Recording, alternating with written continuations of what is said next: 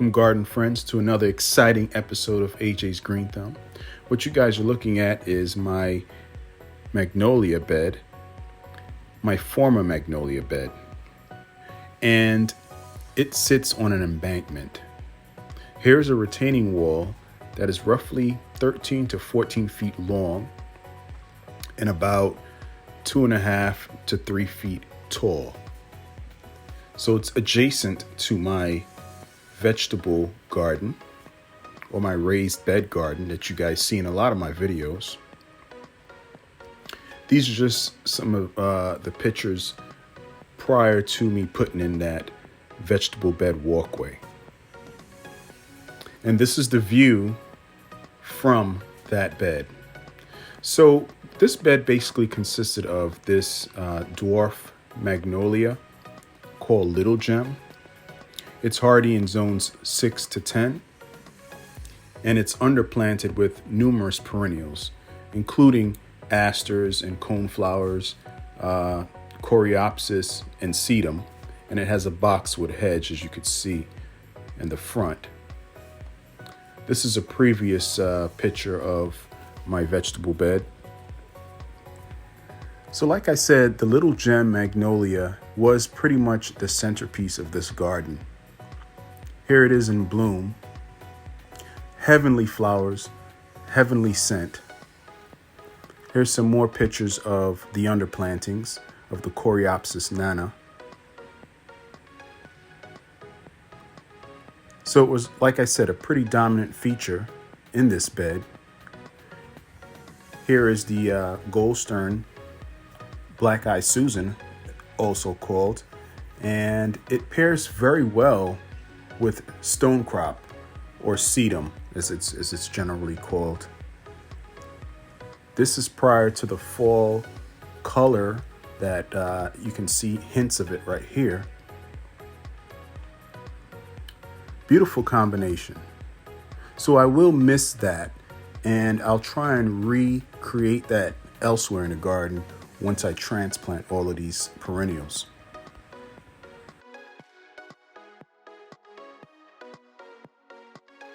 So here, January 2022, this past winter, we had a terrible snowstorm, and it really packed a punch. It damaged a whole lot of my shrubs and small trees, particularly this Little Gem magnolia. So it practically broke in half with all of the snow and ice.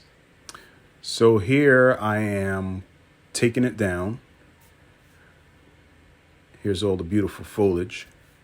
It was really heartbreaking, but so is gardening. I mean, gardening is not heartbreaking, but what you have to understand is it's an evolution, it's a process. So things come and things go. So I actually look at this as a new opportunity. I'm left with the stump. I'm telling you, this thing, I actually took about a week to dig it out. It really was a pain. So the dimensions of the parterre garden will be 12.5 feet by 12.5 feet. I think this incline is actually good growing conditions because it will allow for a lot of drainage, a lot of easy drainage for these plants. Usually herbs do not like to sit in wet soil. So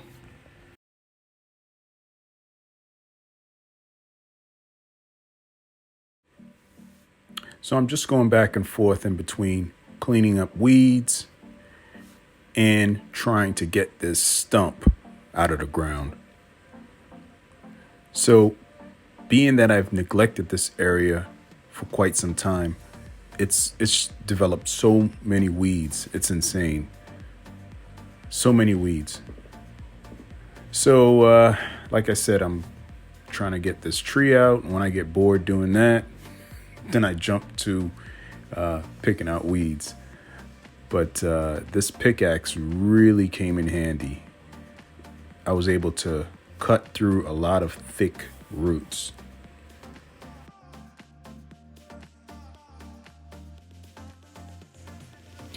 So, propping my leg up against the trunk, I was able to pry or lift the root ball up, giving me access underneath the root ball. So that seemed to work pretty good. That was a good technique.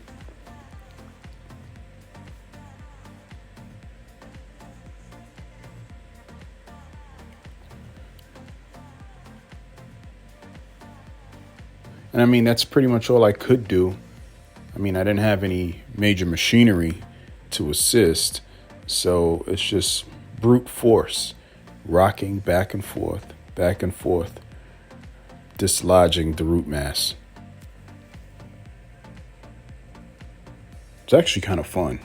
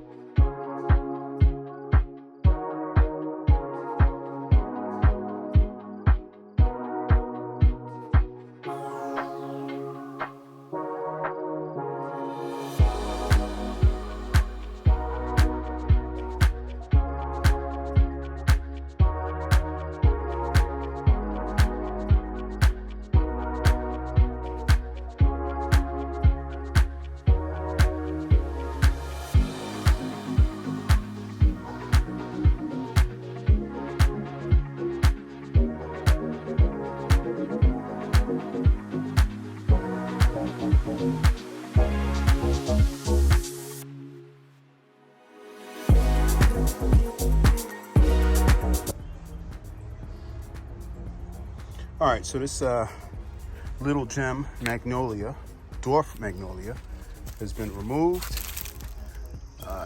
Took a few weeks coming out here in between crazy weather and perhaps when I had a little more strength and I was up to it. Nonetheless, just yanked it out. And so now I can begin clearing out all the perennials. So I've got roughly, let's count how many viable sedum plants I have to transplant. 1, 2, 6, 7. So 7 sizable sedum plants. That boxwood is a wash. That one is a wash. That one is salvageable. That one is marginal. I could probably put it way in the back somewhere. But these two right here are in decent condition. So I've got 3 good boxwoods from this lot. I've got a whole bunch of Coreopsis nana.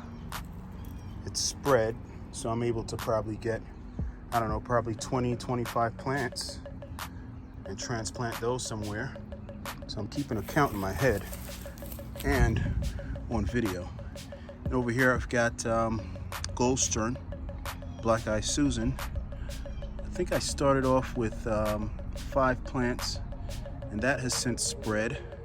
So we're probably looking at least 7 to 10 plants. It's at least doubled in quantity. So, all right, guys, it's getting way too dark.